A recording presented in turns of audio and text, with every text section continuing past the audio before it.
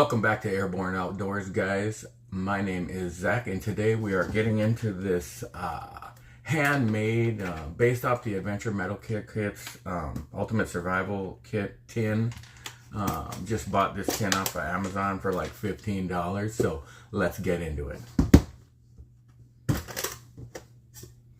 First off, we have the lid. Got the rubber gasket in there. Some people talk about removing that gasket and using this to cook, but I think it would be better suited to leave it on there so you have a water resistant lid to keep your kit nice and safe. So right off the bat, we'll just dig into this thing one item at a time and see what all we got. But first, on the top here, guys, we just got a couple coffee filters. Pre-filter that water. Can be an important item. Get that big sediment out, especially if you do have some type of water filtration, like one of the straws, to get that heavier dirt out before you filter it through that. Is this going to be a big help to prolong the life of your water filter.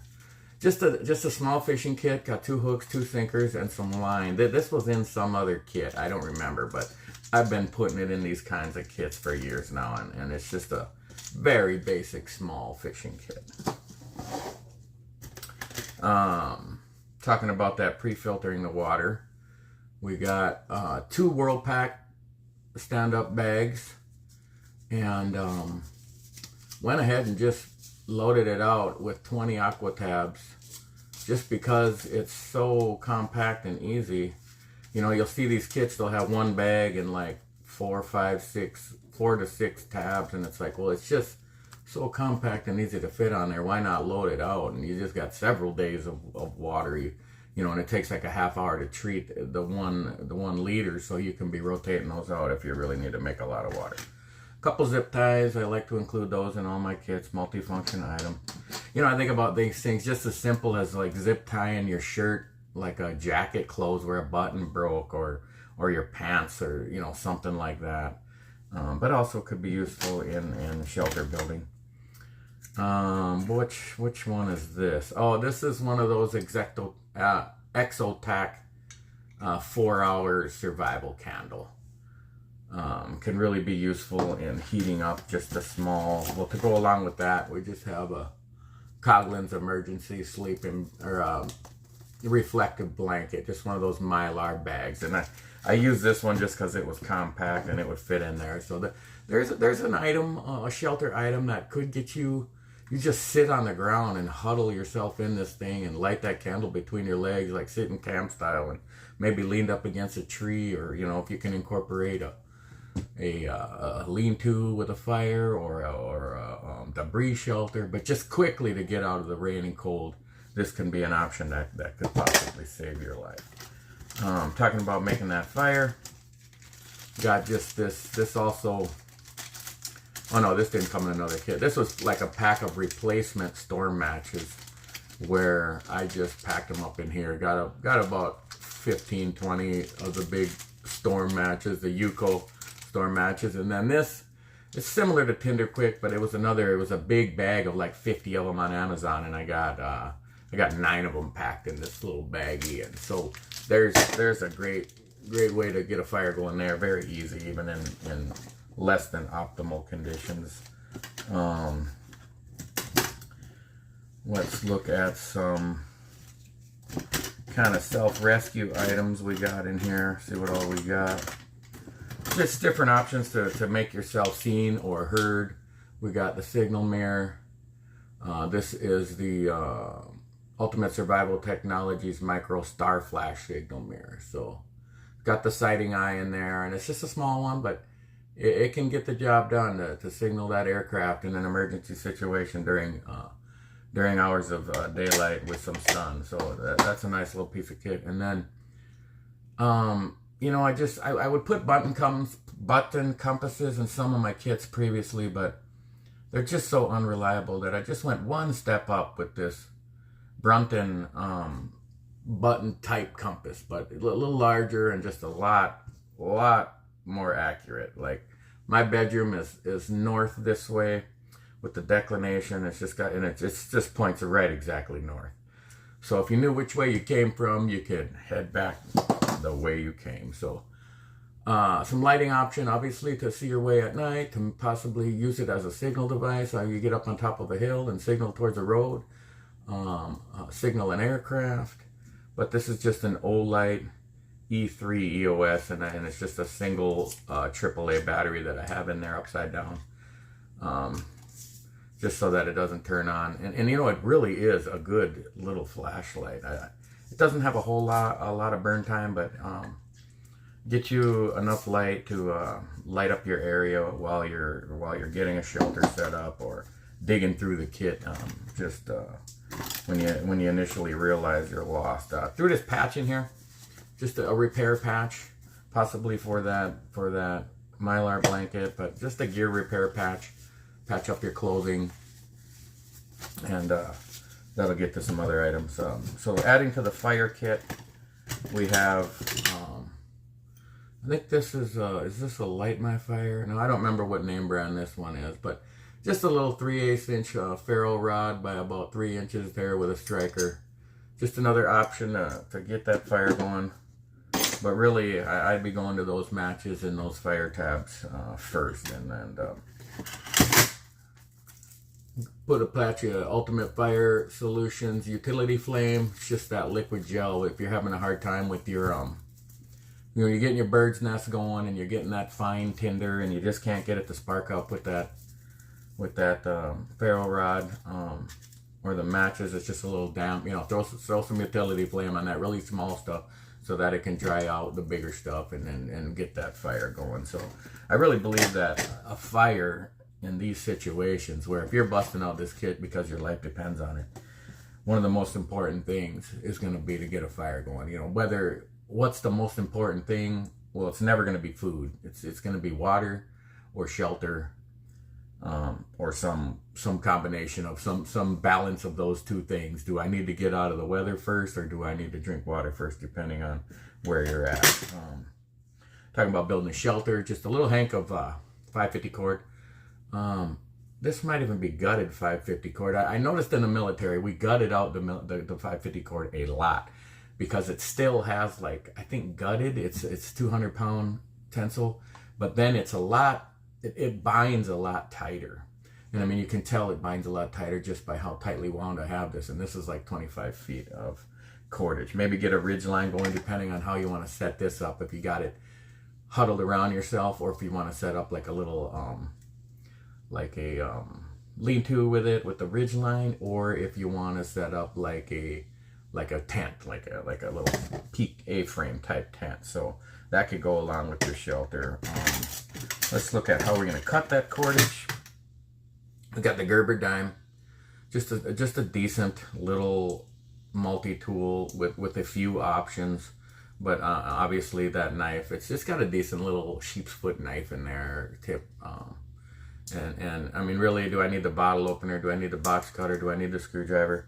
The pliers, in my opinion, is pretty useless in a survival situation, except for just a couple things. And one of them is if you got some wire to manipulate. But the main one for me would be if I'm using this to boil some water. Of course, I'd have to get these rubber wheels off the end, but to be able to reach in there and grab that and get that off the fire without burning the dog shit out of myself. So that's just an option to help affect fire building. If you're gonna make some like feather sticks and some fine tinder for your bird's nest, so that that, and then also to be able to cut the cordage and I mean, there's a couple other options on there, a little screwdriver and a little scissors, but this is no Victorinox scissors, but still something that can be used to just a small tasks.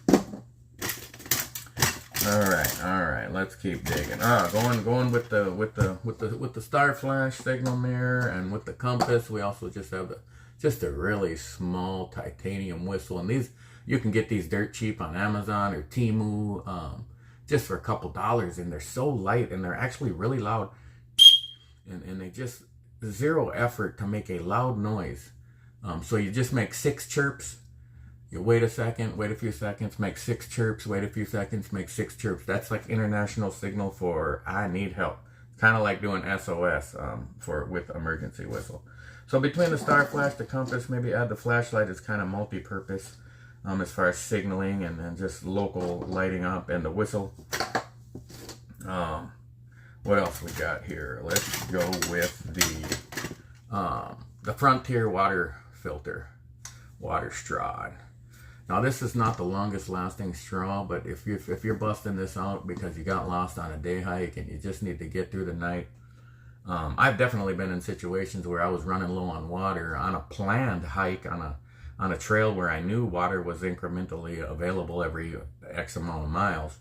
I've been hurting where one of the streams was dried up, and I kind of ran out of water, or at least had to really ration out my water to make it to the next water gathering location. And I mean, that was on a planned trip, so water is very important. Like I said, between water and fire, it's what's gonna be the difference of life and death. I mean, you look at people that get lost, especially just on a day hike, because people get lost on the Appalachian Trail as long as they're loaded out. They have gear to survive a week. When you're out on a day hike, you typically, a lot of people, they don't even bring anything. They maybe bring a water bottle and a rain jacket, and they get lost, and a week later they're dead. Water.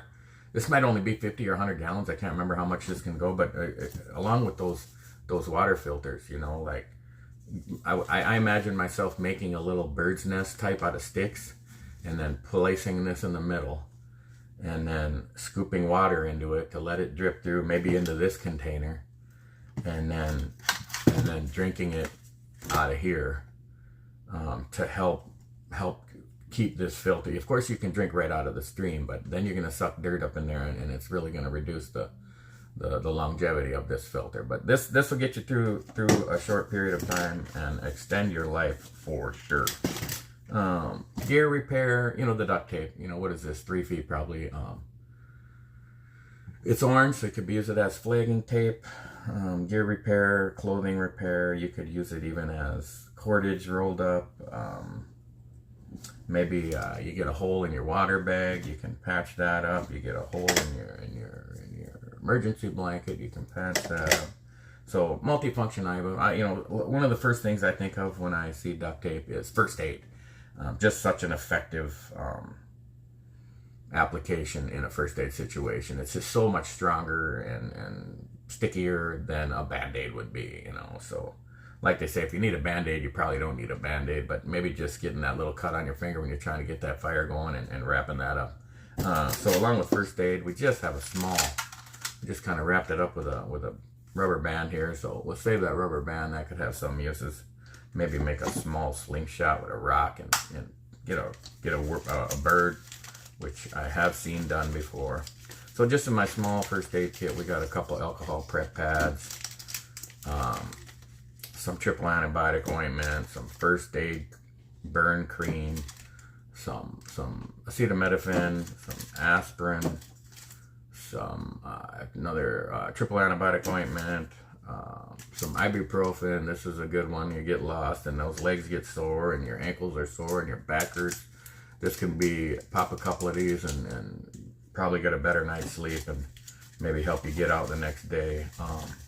Sting relief pad, we're gonna a little mosquito bites, and then what do I got here? About a half a dozen Band-Aids. These are just the cheap Walmart Equate 1x3 Band-Aids, but they're the fabric ones. And guys, these are really good Band-Aids. Like, I should almost open one up and show you how great these are. They're just really sticky, and so they're that fabric. They're not that really cheap plasticky shit. And I just gashed my finger right there, and I can treat it with the alcohol prep, throw the triple antibiotic ointment on there, throw the Band-Aid on there, and this is just, my God, it's so sticky. Look at that. I mean, that is just a well secured bandage that you just prevented infection and dirt and shit getting in there, and you could leave that on there till you get out the next day, whatever. So really, really good Band-Aid. Just buy a box of those things for $2 and throw them in all your kits. So Decent little Walmart Equate Band-Aid fabric. So we got 5 left in there. A couple 2-inch gauze pads. Get that wound covered, and then a 4-ounce gauze pad for them larger bleeds. And with this kind of kit, you know, we're not in a combat situation. We're hopefully not needing a tourniquet or anything crazy like that. So just a small first aid kit to help manage those small cuts and scrapes and bruises, and then decent amount of medications in there with a few different medical options. So let's get into. Oh, I love this. This just a little tiny survival guide, and I threw the Fresnel lens. For me, it's to help read the small print, but also an option to get a fire started, which I have not started a fire with a magnifying glass since the 1970s, but I know it can be done. I was just a little guy burning ants and making fires, but this little mini first aid, or this little survival guide, I mean, it just has a ton of information in here, and for how compact, I mean, both sides, kind of a laminated almost material and just tiny, and I just can't, for the life of me, think of a reason that you wouldn't have this in here. Between first aid and shelter and trapping and edible plants and just all kind of options in here. Navigational aids and just no reason to not have that. And along with that, okay guys, we're back. I don't know what happened to my camera, just turned off by itself there, but we just finished up looking at that tiny survival guide. Just a no-brainer piece of kit to have in there.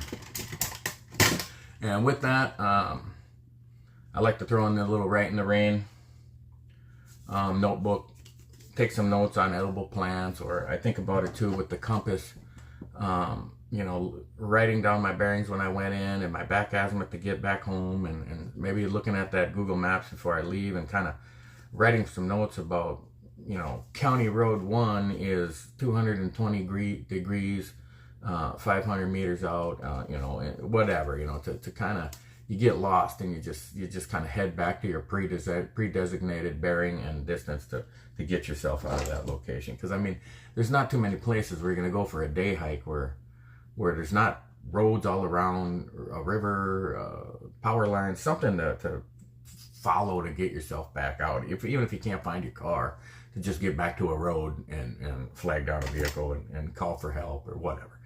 Talking about that Gerber dime too, with that pliers in there. We got the just some 24 gauge, kind of like picture hanging wire.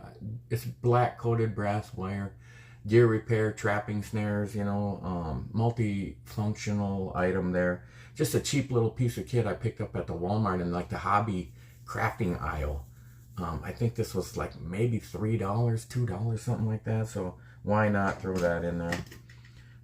Fire building, shelter building, the wire saw. This is a fairly aggressive one. I believe this would, you know, it's got the ball bearings and the rings, and just so you know, you don't cut like this with them, like the trees here, and you wrap it around, and that just binds it up. You gotta hold it straight and cut like that with it. So having said that, the best thing to do then is to build yourself a little bow saw with maybe a little 1-inch green piece of timber there, and put those rings on and tie them up. Maybe that'd be a place where you could zip tie them up there, or you got the 550 cord to tie that up and make yourself a little bow saw with that, and then you can cut through some maybe 2-inch, 3-inch thick diameter branches and trees to build a shelter and get the fire, and you know, stock up some firewood for the night to get through the night. So another great piece of kit. Another blade option, just the DermaSafe knife, and this one has the razor blade, great gut of fish, cut the pear quick, but it also has a little has 2 blades in this one. You got the hacksaw in this one too, so possibly cut through some very small, like I think about maybe you found a metal hanger and you want to cut it into pieces that you're using for something, but also as a secondary scraper for that ferro rod. So just another cutting option. And then we have, and I think about this too, just like, You're gonna have other gear with you. Maybe you got a blanket, maybe you got a, you know, but your clothing and just gear repair. You know, a button, couple larger needle and a smaller needle, and then I actually put a couple different sizes. You know, number 69 thread, heavy duty thread there. I know this came in another smaller survival kit, and then I made this one just out of buying a sewing bobbin and wrapping some more thread on there. So some more cordage options, gear repair, maybe even suturing yourself up if you get a fairly large gash, which I've attempted to do on my own before when I had a fairly large gash in my ankle where I was cutting some wood with a large knife, and I went right through, and I was kind of like sitting camp style when I was doing it, and I cut my ankle, and I was not able to suture my skin with a regular needle. So maybe those curved suture needles would work much better. But just some gear repair options at least, and some you know, additional possible lashing options. You know, if you're gonna build like a little spear or even shelter building, you could probably tie down a corner with that. I'm noticing I don't have I had a pencil in here. I don't see where it went, but let's just imagine you see the pencil in here. Yeah, I don't see where it went. I must have dug it out for something. But guys, that's my take on, you know, using that Adventure Medical Kit and, you know, pin kit to build a kit. You know, you got some cut cordage, combustion cover, candle. You know, we got basically the 10Cs covered, and with some first aid and, you know, little extra stuff. You know, the patch and stuff that's really outside of the 10Cs. You know, the tin foil, and, you know, just adding some options to get some water, get a shelter, get some fire, and you know, like food is just not going to be an important thing. But you know, imagine maybe you threw a protein bar in your pocket. You know, a lot of times when I build a kit like this, I try to imagine that I'm going to have other things on me. Like I usually have my personal defense system on me.